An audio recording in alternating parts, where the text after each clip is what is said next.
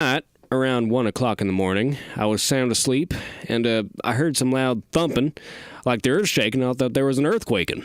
I was sleeping in the back of my SUV. It's a Dodge Ram Charger 4x4. And I could hear more than one set of footsteps, and they were the loudest, thunderous footsteps I'd ever heard. I thought it was a large bear, or maybe two of them, playing around out there. At that time, I was about half asleep and just laid there, and you know how you don't want to move when you're half asleep. And I looked up over the edge and through the clearing straight back behind my truck, and there were these three creatures standing there. They were the giantest creatures I ever seen, and they stood as tall as the base of tall pine trees. I estimate anywhere from 20 to 30 feet tall. Pure white hair, the most beautiful three creatures I'd ever seen. And one of them stepped towards me. And they took about a 40-foot stride, and another one looked at the other and kind of leaned over and whispered in its ear.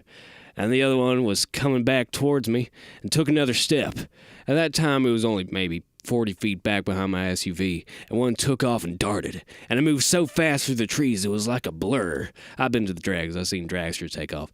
That thing took off so fast it's like a hummingbird, just blurred. It had to be hundreds of miles an hour. It just took off, and the things were coming off its jaw. It had the head of a man, came out like this, and they were like thick pasta, but bigger, because that thing was 5 times as tall as me, and I'm over 6 foot.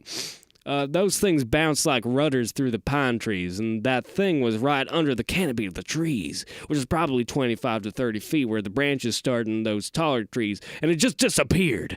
And then that one leaned down and looked at me, eye to eye.